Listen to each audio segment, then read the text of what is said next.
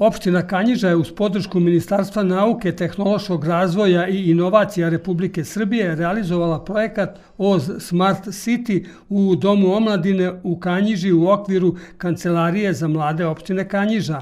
Informaciono-tehnološki centar OZ Smart City svečano su otvorili pomoćnik ministarke nauke, tehnološkog razvoja i inovacija Vladimir Radovanović i predsjednik Kanjiške opštine Robert Fejstamer u prisustvu savjetnika ministarke Jovana Milića, direktora Naučno-tehnološkog parka Novi Sad Nebojše Drakulića, čelnika lokalne samouprave i budućih korisnika. Vrednost projekta je 24 miliona dinara, od čega je 20 miliona dinara podrška ministarstva, a ostalo je učešće opštine, što je uloženo u nabavku informatičke opreme i namještaja, preuređenje i renoviranje interijera, kao i izrada sajta. OZ Smart City je 21. ovakav informaciono-tehnološki centar koji je otvoren u Srbiji. Ministarstvo nauke, tehnološkog razvoja i inovacija vidi ogroman značaj u jačanju kapaciteta i izgradnji fizičke infrastrukture za podršku nacionalnom inovacionom sistemu. Prevashodno, ukoliko se radi o manjim lokalnim samoupravama i ukoliko se radi o mladim ljudima, o perspektivnim ljudima, ljudima koji žele da svoje preduzetničke inspiracije i svoj inovacioni duh koji svakako imaju sprovedu u delo.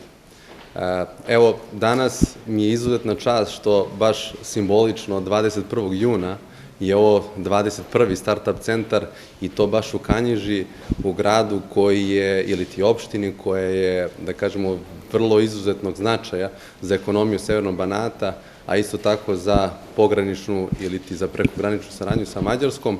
Opština koja zaista, evo danas sam se i uverio i da kažem fizički, zaista ima sjajne, kvalitetne, perspektivne mlade ljude koji žele da nešto menjaju, žele da zajedno sa nama kreiraju budućnost i da kreiraju ili ti da naprave od Srbije ekosistem ili ti inovacioni sistem koji će biti konkurentan ne samo u zemlji, ne samo u regionu, nego i u celom svetu.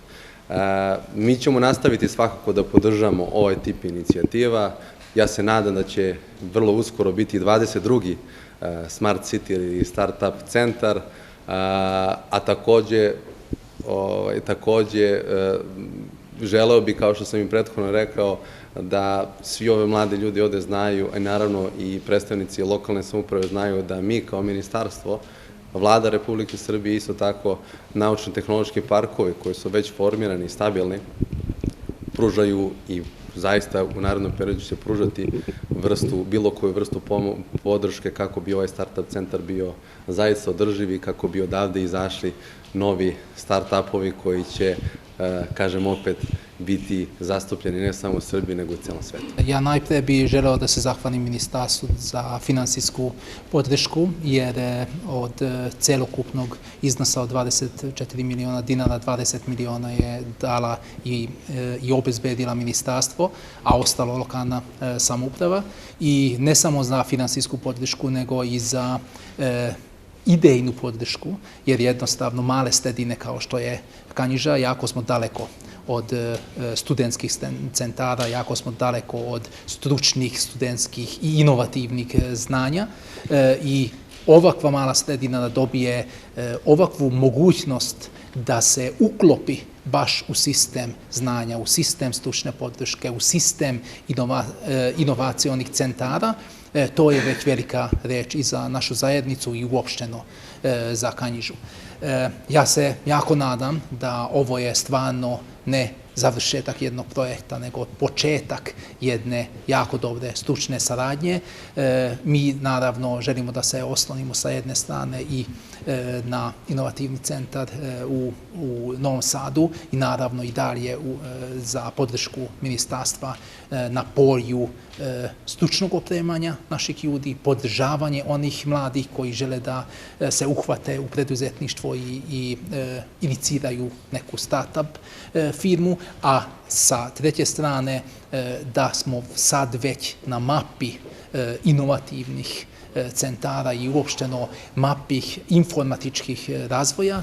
Ja nadam se da ćemo i ostati kao Kanjiža na ovoj mapi i moći ćemo da iskoristimo i blizinu granice i znanje i južnijih univerzitetskih centara i severnijih univerzitetskih centara, znači da mi ovde budemo u nekom smislu jedan novi vid mogućnosti za omladinu koja želi da ostane ovde na svom zemljištu, u svojoj opštini.